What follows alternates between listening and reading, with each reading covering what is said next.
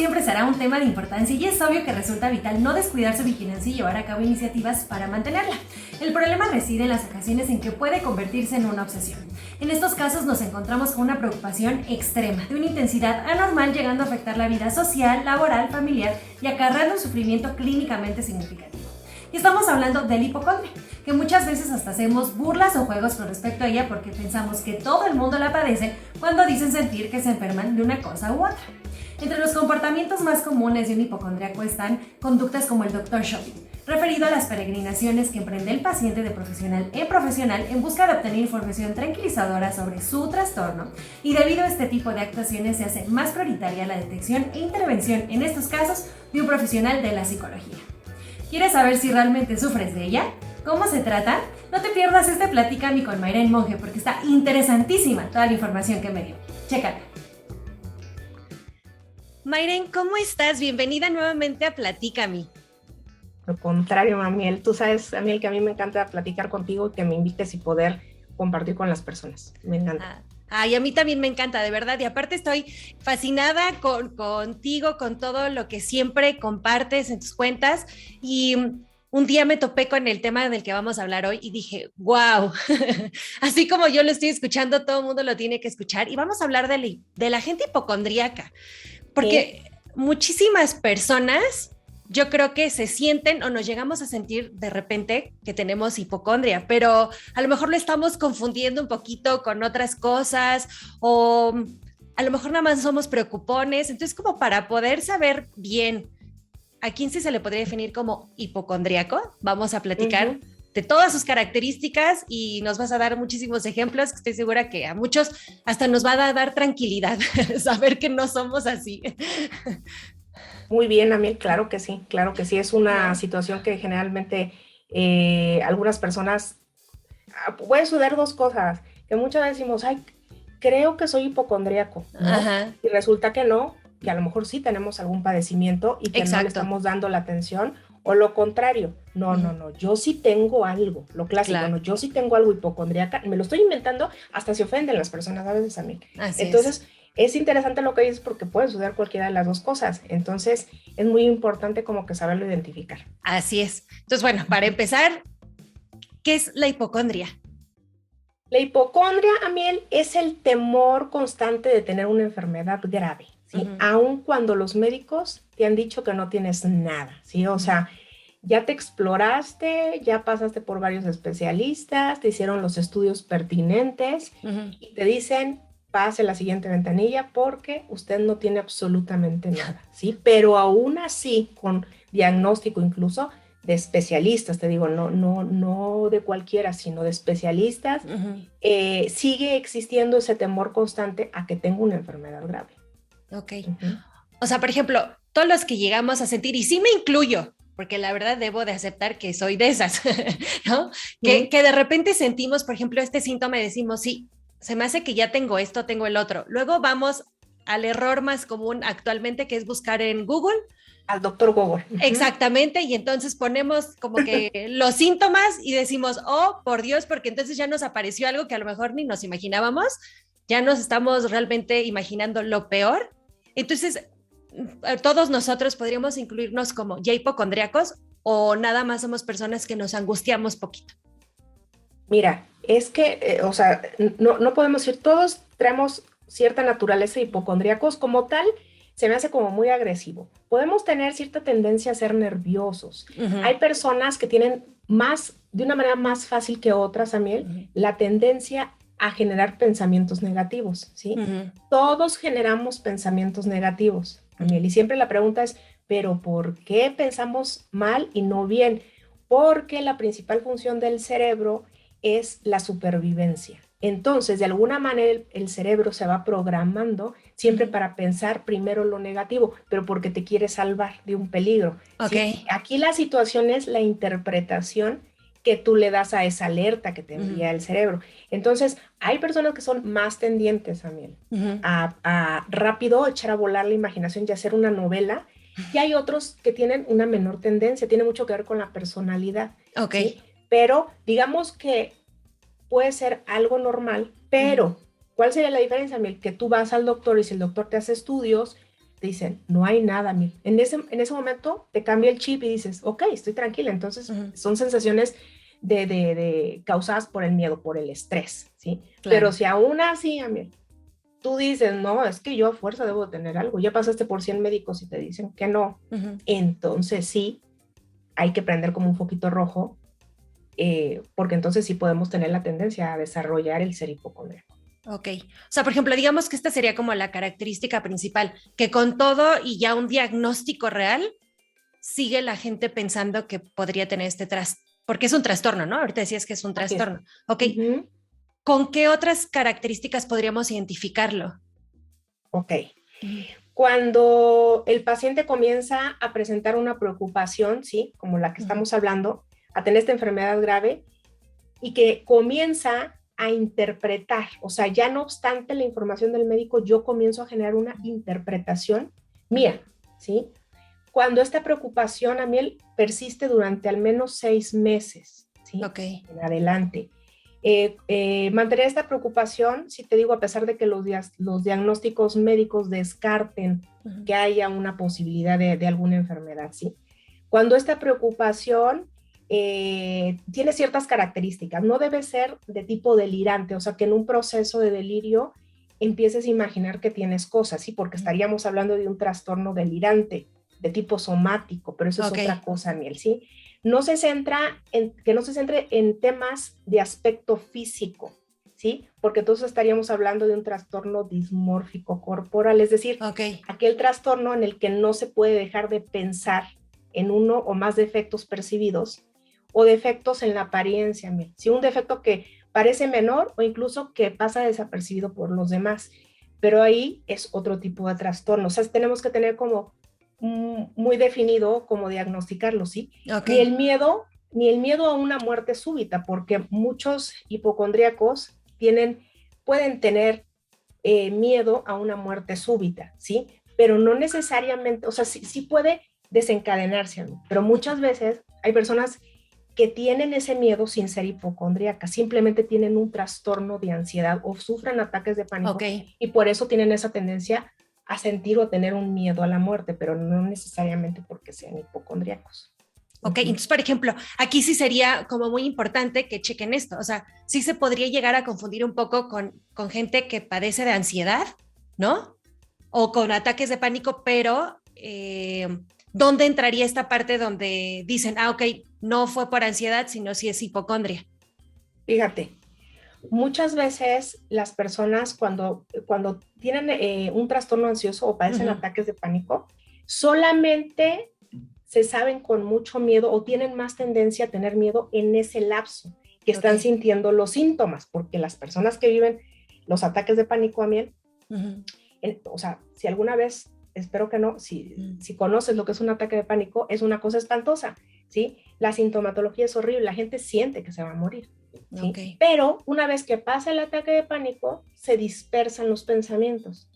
Entonces, nada más se detonan, generalmente los ataques de pánico tienen algún detonante, algún proceso de estrés anterior, algo que lo detona, algún recuerdo. Entonces, son varios factores, ¿sí? Pero una vez que termina, tienden a seguir con sus actividades normales. Y el hipocondríaco no. El hipocondríaco no necesita llegar al ataque de pánico para estar seguro que está enfermo, que tiene algo de gravedad, ¿sí? Obviamente, a mí el hipocondríaco va a tener tendencia a desarrollar ansiedad, ¿sí? Pero no necesita necesariamente estar ansioso 100% llegar a un ataque de pánico. Él, aunque esté tranquilo, en su día a día está lavando los trastos y él se siente enfermo, ¿sí? Siente un piquete y dice, no, es que es seguro, o sea, lo estoy sintiendo, ¿sí? Sin necesidad de llegar necesariamente al proceso ansioso, aunque tenga esa tendencia. Ok. Ahora, por ejemplo, también estaba leyendo que una persona hipocondríaca realmente siente los síntomas, o sea, los vive, pero por ejemplo, sí, ¿cómo es que los vive? O sea, tuvo ya que haber como visto cómo se desarrolla esa enfermedad o la sintomatología, o cómo es que lo empieza a sentir justo como si lo tuviera. Mira, generalmente, y ahorita lo vamos a ver con las causas, generalmente hay historia, ¿sí? Alguien no se hace hipocondríaco nada más porque sí. Siempre hay historia emocional detrás, ¿sí? Entonces, vamos, sí puede suceder a mí el que alguien, ya sabes que nos gusta explorar y que entonces decimos, ay, entonces a esto que yo siento es ser hipocondríaco, ya te lo adjudicaste, ¿sí? Pero te puedo decir que no es de que lo viste y entonces me lo adjudiqué, sino que generalmente hay una historia de por qué la gente tiene esa tendencia, o incluso en nuestra familia hubo también hipocondríacos, ¿no? Hay una historia familiar. Ok, ok. A ver, ahorita que justo estás hablando de qué lo puede originar, las causas. O sea, ¿cuáles serían como las causas de esto? Ok, fíjate, normalmente a mí las personas que presentan hipocondria pertenecen, como te decía, a familias que presentan una preocupación excesiva por la salud y las enfermedades, ¿sí? Okay. Que la mamá fue extremadamente preocupona, que ya saben, ¿no? Que si tantito le dolía al niño la pestaña, y entonces, que muchas madres padecen eso, ¿sí? Pero no necesariamente son hipocondríacas, sino que tuvieron tanta fijación también. Por eso que tú de niño aprendes a tener esa fijación constante y sentir, porque te hicieron sentirte enfermo desde niño y tú aprendiste a darle esa interpretación, ¿sí? Por lo que toda enfermedad que se vive desde la angustia en el entorno familiar también va a tener obviamente un impacto, sí. Experiencias traumáticas también relacionadas con enfermedad o muerte, por ejemplo, mi tío murió horriblemente, drásticamente de una enfermedad terminal, ¿sí? Muertes súbitas, así. Entonces, se quedan como esos recuerdos, esos rasgos de tragedia. Y entonces, la más mínima situación, no sé, un lunar que te esté saliendo, dices, cáncer, ¿por qué hubo cáncer? Sí, me entiendes, y a lo mejor no es cierto, es la persona más sana, ¿sí? Ahora, cuando la persona o un ser querido, te digo, tuvieron alguna enfermedad en el pasado, ¿sí? Cuando se tuvo padres sobreprotectores a mí, o sea, ahí tenemos que tener un montón de cuidado porque todo suma, miel, ¿sí? Que se enfocaron demasiado en problemas de salud menores, tal vez. Yo no hablo de que no te preocupes en problemas de salud mayores, pero muchas veces nos enfocamos hasta en lo mínimo, tenemos esa tendencia, y a lo mejor yo no soy hipocondríaca, ¿sí?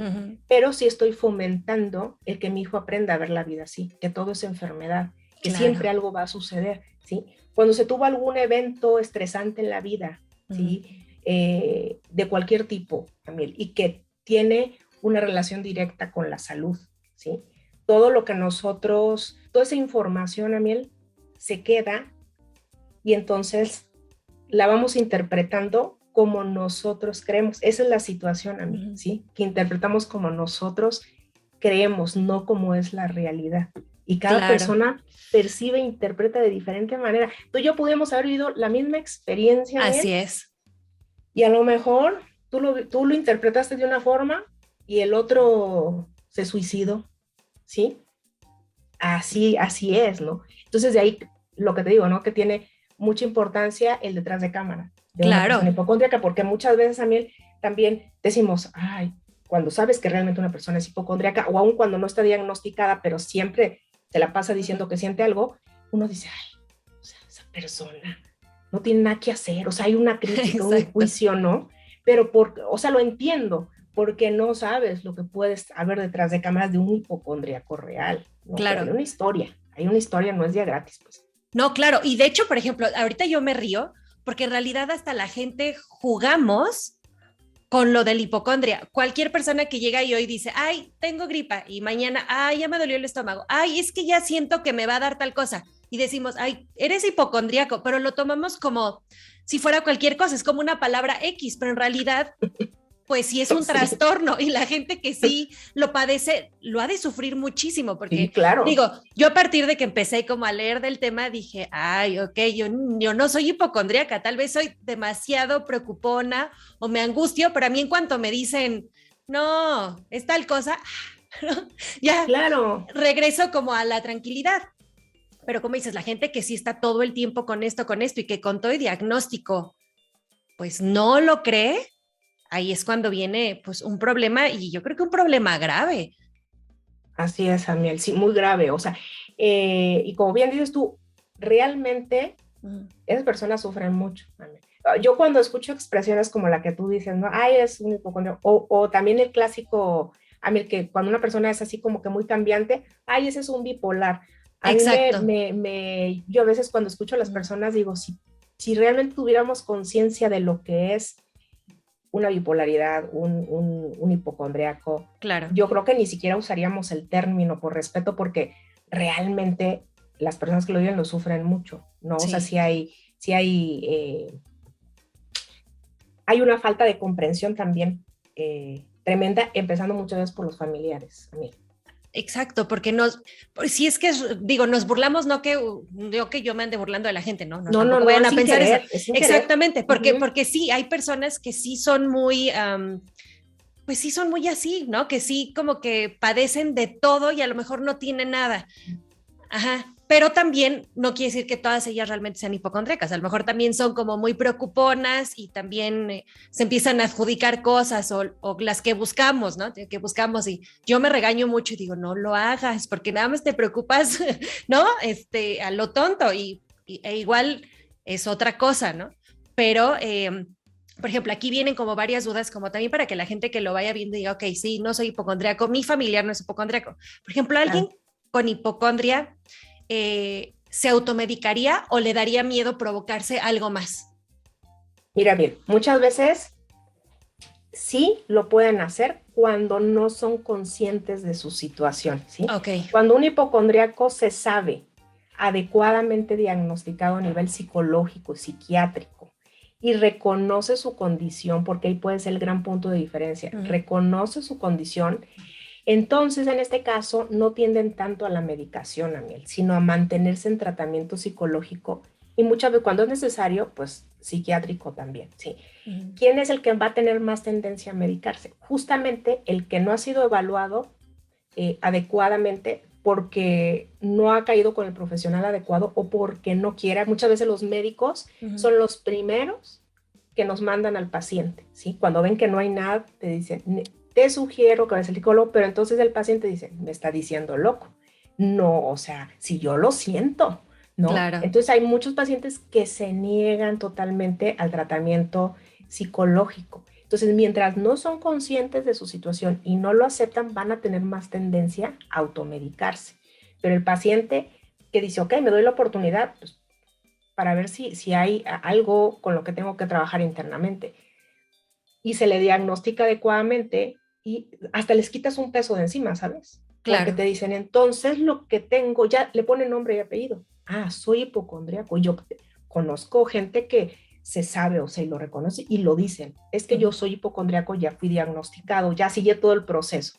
Y esas personas no se medican porque ya se saben que el síntoma que sienten es producto de cualquier cosa menos de un problema fisiológico, ¿ves? Entonces se preocupan más, se enfocan mucho más en estarlo trabajando.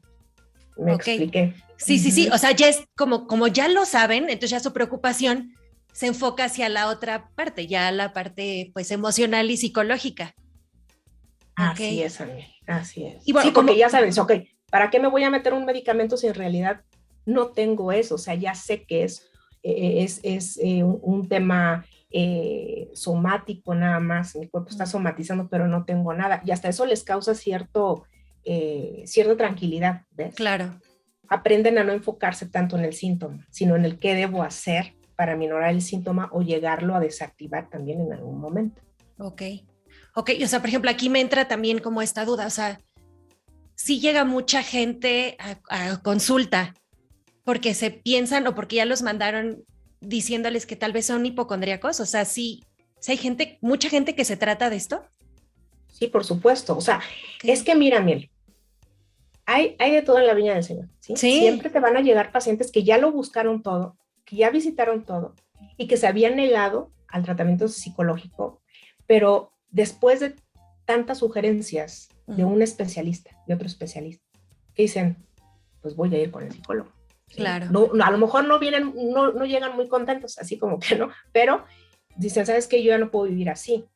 Entonces, por supuesto que sí. Y hay quien también, Amiel, nunca se da la oportunidad, ¿sí? Es como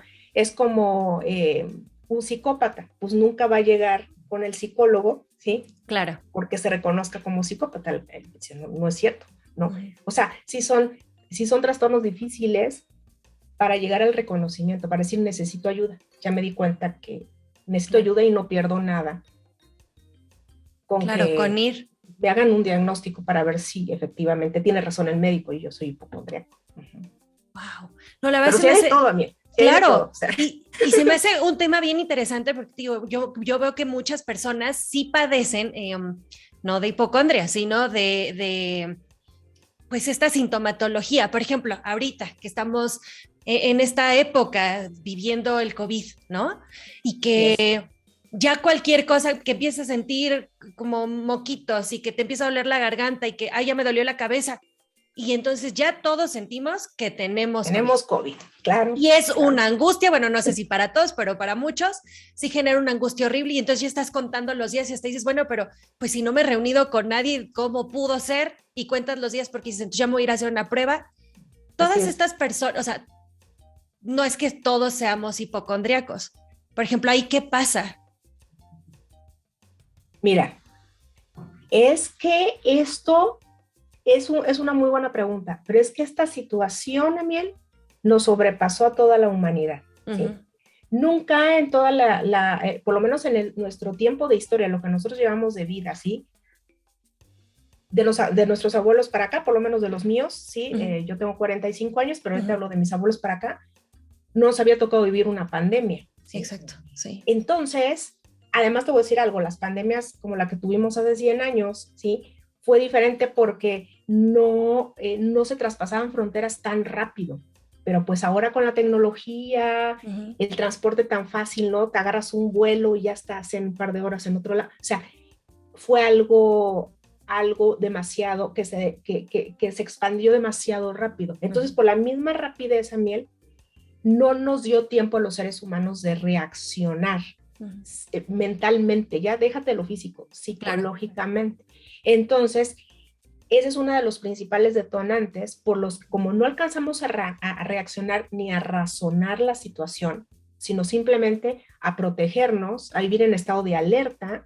Cuando el cerebro comienza a vivir en estado de alerta permanente, es mucho más fácil que si tengo un dolor de garganta, no es que sea hipocondríaco, es que tengo un dolor de garganta, lo primero que te va a decir el cerebro, posiblemente COVID, pero no es por mala onda del cerebro, sino porque acuérdate que su chamba es la supervivencia. Y como estás en ese momento histórico, ¿sí?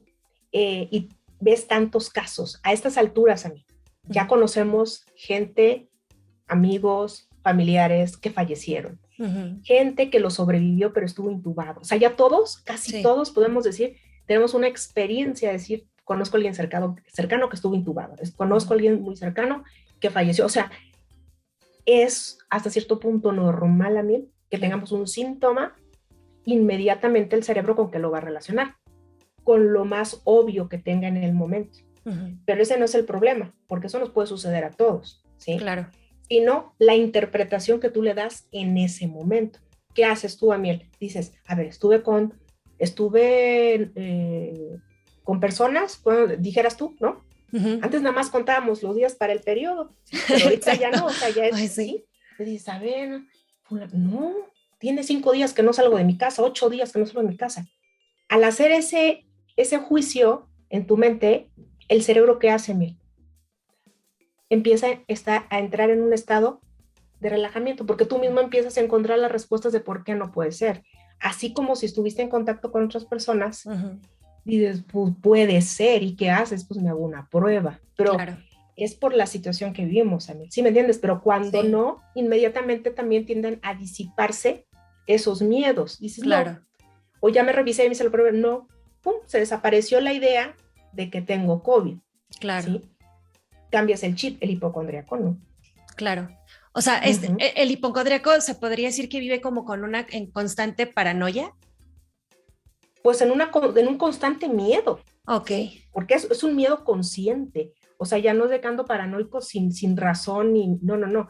Es un miedo consciente. ¿Sí? Y vive más que nada enfocado en su cuerpo. O sea, ya no se enfoca en otras cosas. Vive enfocado en lo que siente tu cuerpo. Yo nada más te digo, haz un ejercicio de 1 minuto y quiero que lo hagas así cuando tengas chance, cierras los ojos y quiero que te enfoques en las sensaciones que tienes en tu cuerpo. Sí. así, sin escuchar más nada, las puras sensaciones de tu cuerpo, Amiel, con el fin, o sea, así como que a propósito, a ver si logro sentir algo raro en mi cuerpo. ¿Qué te puedo asegurar que al minuto, a los 15 segundos vas a empezar a sentir a lo mejor un dolorcito en el estómago, o vas a empezar a sentir irritado, dices, ay, creo que tengo un poquito irritado el colon y no me había dado cuenta. Sí, Amir, ¿sí? O sea, de que te encuentras, ¿sí? Y entonces, imagínate vivir en esa situación siempre.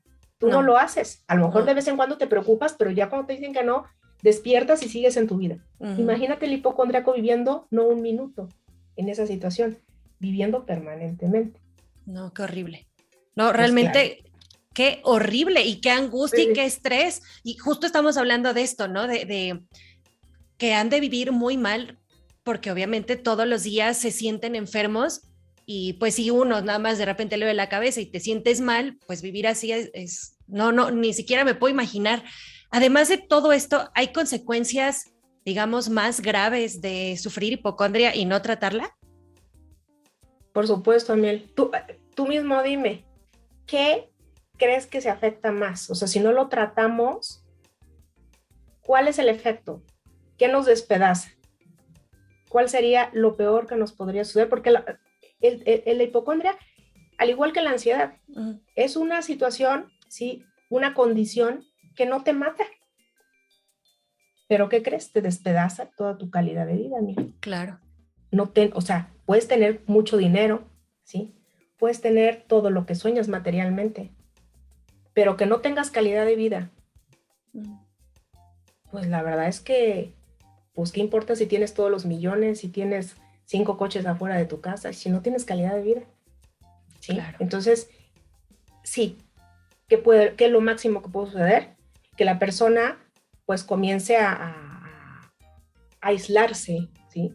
A dejar de hacer cosas. O sea, sí existe pues una consecuencia, digamos, ¿no? Dejas de hacer muchas cosas por miedo, Amiel. Y claro. Dejar una cosa es que tú te cuides y otra cosa es que dejes de hacer por miedo, claro. Son dos cosas distintas. Claro. No, y justo, por ejemplo, aquí, en esto mismo que te preguntaba como de características, ¿no? Que para que la gente diga, o sea, alguien con hipocondria como tal, igual en este momento que es como que todo mundo se cuida lo más que puede y así, ¿saldría o más bien no saldría, no se expondrían a nada porque justo pueden pensar que con cualquier cosa lo podrían agarrar? Mira, un hipocondríaco más que cuidarse, Amiel, ¿sí? En exceso, ya sea con pandemia o sin pandemia, más que cuidarse en exceso, viven evitando realizar cosas por temor. Confunden, dicen, es que me estoy cuidando.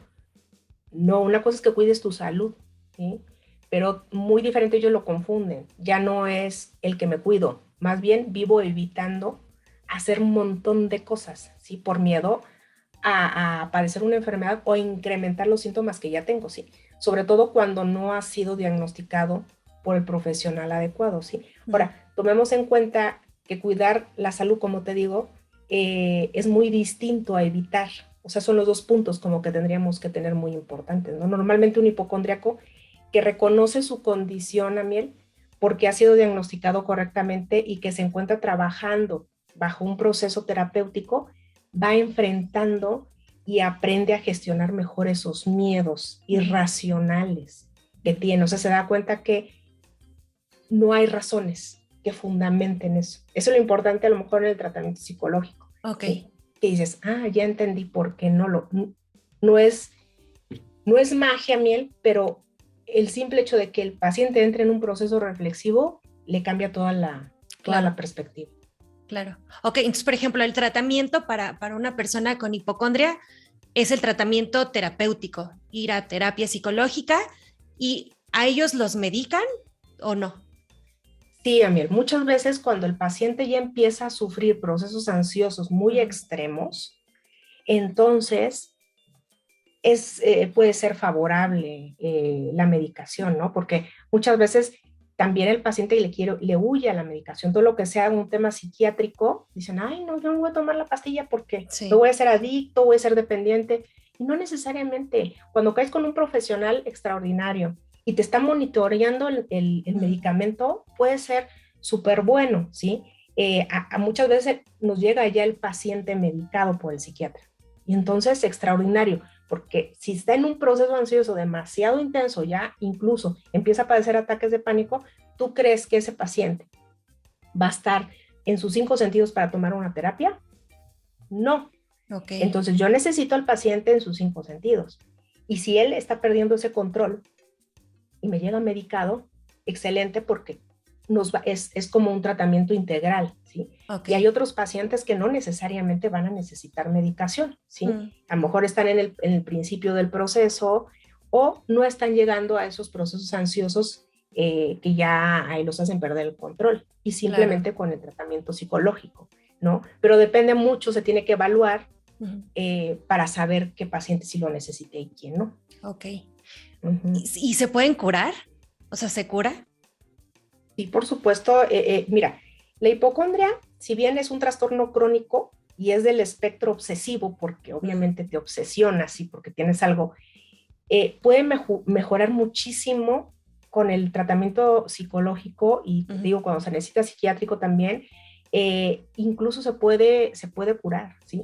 Si desde un primer momento, Amiel, se realizan las intervenciones correctas, tanto desde el punto de vista psicoterapéutico como farmacológico, pues por supuesto que sí se puede curar. Aquí dependemos mucho también del paciente y el alcance que él quiera tener. Cuando el paciente logra descubrir, porque es un descubrimiento, para ti, para mí puede ser algo muy lógico, ¿sí? Claro. Pero cuando él descubre que este síntoma que tengo aquí es exclusivamente producto de mi imaginación, y lo comprendo y lo razono, lo acepto, pues le cambia toda la perspectiva al paciente, ¿sí? Pero para llegar a eso, pues tienes que pasar por un proceso, ¿no? Pero por supuesto que sí se puede mejorar muchísimo y se puede curar, ¿sí? Ok. Por ejemplo, Mayren, ¿cuáles serían estas como banderitas rojas? Porque ahorita lo estamos platicando y la gente que lo escuche puede decir, ok, a lo mejor con tratamiento. No, pero igual no, igual sigo siendo de los que nada más me preocupo. ¿Cuáles serían, sí, como estas banderitas rojas que dijeran, ok, voy a poner atención porque puede ser que sí esté pasando por un trastorno de hipocondria? Cuando empiezas a tener este tipo de sensación de que estoy enfermo, como te decía, ya fui al médico, no pasa nada, y ya por lo menos, Amiel, tienes con esa sensación más de 6 meses, ¿sí? Okay. Porque yo entiendo que a veces podemos tener un nerviosismo, un miedo a algo, pero luego se te pasa, ¿sí? Al rato otra cosa, pero no sucedió nada y lo sueltas, ¿sí? Una persona que no tiene ese tipo de situación, suelta, ya no era nada, lo suelto, ¿sí? Pero cuando ya tienes un síntoma y ahí está permanentemente, Amiel, pasan 6 meses y ahí sigue y ya te revisaste, porque aquí lo importante tampoco se trata de que, tengo ese síntoma desde hace 6 meses y entonces soy hipocondríaco y nunca has ido al doctor, porque Exacto. también los hay. También hay gente que no le gusta hacer pie con el médico, ¿no? Entonces, no. Tiene que haber una evaluación primeramente médica, porque pues si tengo el síntoma, lo primero que haces cuando tienes un síntoma, lo primero que haces no es ir al psicólogo, lo primero que haces es ir al médico, ¿sí? Exacto. Entonces, somos una cadena, ¿sí? Empezamos, el médico te canaliza de aquí a allá, a ver, vamos a hacer estos estudios, te remite con otro especialista, y así, pero llega un momento en que después de cierto periodo de tiempo, nadie le encuentra, o a lo mejor después de estudios, todos esos médicos durante 6 meses te dicen, y ya te dieron la sugerencia, ¿por qué no vas al psicólogo? O algunos directamente te dicen, ve al psiquiatra, ¿sí? Entonces, donde tenemos que parar esa antena, ¿sí? Okay. Saber diferenciar, Amiel, porque miedos y momentos de malos pensamientos, todos. ¿Sí? Pero sí saber que si un síntoma se presenta durante más de 6 meses, ya pasé por todas partes, estoy bien, y sigo sintiéndolo porque lo sienten, amigos, o sea, no se lo inventan, se siente. Entonces, puedo empezar a pensar que tengo que seguir otra ruta. Claro. Claro, no, y ahorita dijiste algo, Mayren, súper importante. Si ya el doctor les dijo, ¿por qué no van o les sugieren ir al psicólogo o al psiquiatra? Hacerles caso, porque entonces puede ser que te digan, este doctor es pésimo. Imagínate, me mandó irme al psicólogo cuando a mí me duele el estómago, ¿no? Por ejemplo. Yes. Así es. Lo toman de loco. Sí. Es Sí, real. sí, sí. Sí, por supuesto que es real.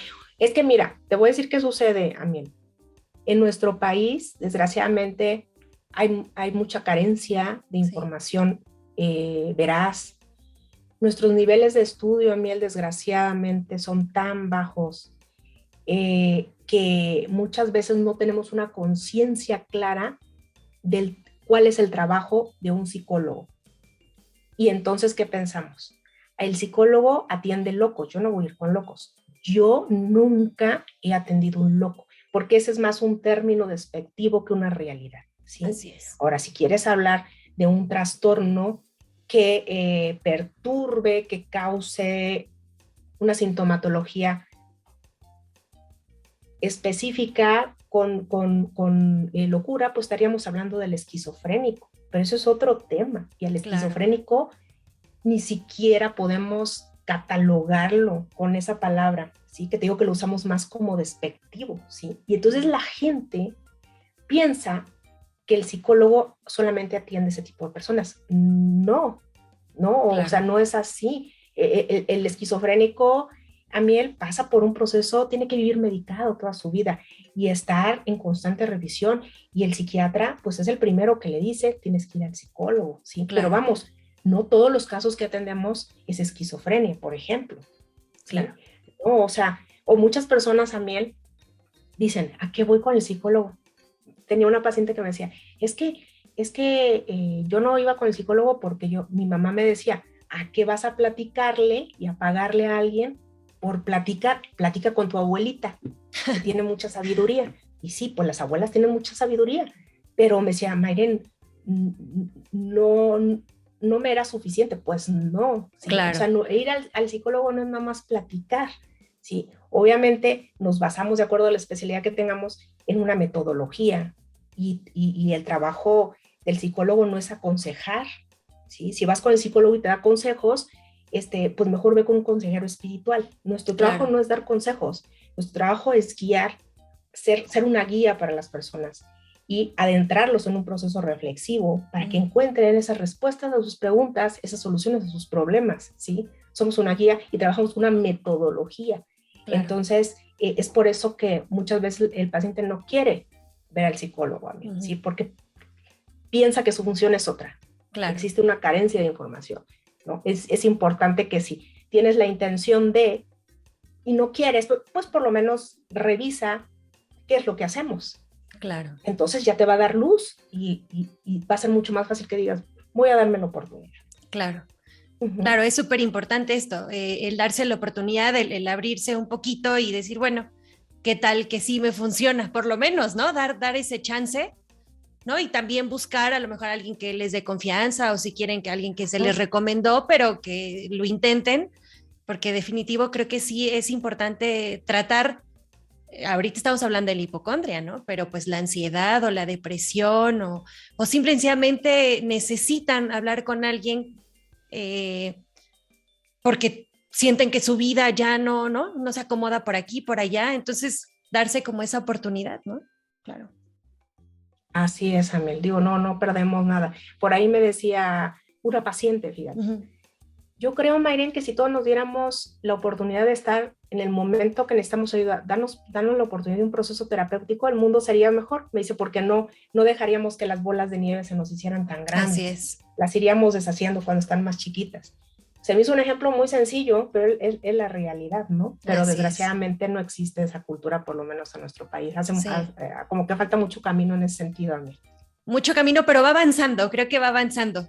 Ahí vamos. Afortunadamente podemos contar con especialistas como tú, ¿no? Que ahorita están haciendo un trabajo impresionante en las redes sociales y que entonces está llegando la información que antes no llegaba, porque la verdad te puedo decir, yo tengo 38 y yo hasta hace poquitos años empecé a encontrar información, muy buena información que dices, wow, o sea, esto pues tal vez lo había escuchado, pero nunca lo había escuchado de esta manera, ¿no? O tal vez no lo conocía, entonces de verdad qué maravilla que podamos encontrar especialistas como tú que están dándonos toda esta información y que de ahí es como el poder partir y entonces decir, ok, voy a ir a una terapia, ok, voy a hacer esto, voy a hacer el otro, ¿no? Entonces, yo agradecidísima, por supuesto, y además esta plática, la verdad, se me hizo súper interesante y todo lo que hemos platicado, digo, claro, wow, y estoy segura que así como yo, muchos van a sentirse muy tranquilos, por lo menos al escucharlo y decir, ok, tal vez no tengo esto, o tal vez sí, banderita roja y es momento de empezarlo a tratar, ¿no? Entonces, muchas gracias, Mayren, muchas gracias de verdad por todo. Al contrario, Amiel, yo creo que justamente lo que debemos de hacer es comunicar, compartir. Fíjate que a mí me ha pasado mucho, yo mucho enfoco, muchas de las cosas que comparto en Instagram es justamente dar a conocer síntomas, qué se siente. A mí me he especializado mucho en el tema de la ansiedad, y entonces me gusta compartir, dar pláticas, porque muchas veces, Amiel, después me he topado con personas que después de que escuchan a lo mejor un reel, un video, qué sé yo, ¿sí? Cualquier información que comparto, me dicen, oye, no había pensado que posiblemente esté sufriendo un trastorno ansioso. Así no me había dado cuenta. Pues lo que te digo, no nos hace falta información, vamos avanzando, pero nos hace falta más. ¿Y cómo podemos hacerlo? Pues compartiendo, Amiel, para que la gente, dijeras tú, levante la antenita, si es que me suena eso, ok, puede ser. Entonces, tengo que ir con la persona adecuada para que me haga un diagnóstico y poderlo confirmar, o a lo mejor no lo es, ¿no? Exacto. Pero de ahí la importancia de compartir. Así es, no, y yo te agradezco y ojalá que ahorita con esta plática que estamos teniendo a muchos les pueda llegar, y si es necesaria esa antenita, pues que se levante, y si no, pues no, pero claro, que les llegue. Y entonces, ¿dónde te pueden buscar? ¿Dónde te pueden buscar? No solo para obviamente encontrar esta información, sino para también ir a consulta contigo. Yo no estoy en muchas redes sociales, Amiel, porque la verdad es que es un tema de tiempo, pero estoy en Instagram y me puedes encontrar, y de hecho cuando me contactan para hacerme preguntas, me envían un mensaje privado, siempre que puedo contesto, nunca dejo de contestar cualquier duda. Estoy como psicoterapia inteligente con doble E al final, así me encuentras en Instagram. Perfecto, y ahí también ya si quieren agendar una cita contigo, lo pueden hacer. Sí, ahí mismo me contactan, y de hecho ahí aparece mi número en la descripción de mi perfil, mi contacto celular también, y la gente por ahí también me puede mandar mensajito, y con mucho gusto siempre les contesto. Perfecto. Ay, Mayren, no, pues yo te agradezco muchísimo, de verdad que qué plática tan padre sobre un tema que lo conocemos, pero no lo conocemos. Entonces te agradezco muchísimo por todo, y ojalá que, pues, por supuesto, nos veamos muy pronto para otra platiquita. Claro que sí, cuando quieras. También muchas gracias a ti y a toda tu audiencia, a tu público. Agradezco mucho el tiempo que me dedicaste a escucharnos hoy. Sí, no, a ti. Muchas gracias por todo. Te mando besos y abrazo grandote. Gracias por todo. Gracias. Al contrario, igualmente, Amiel. Gracias. Bye, bye. Bye, bye.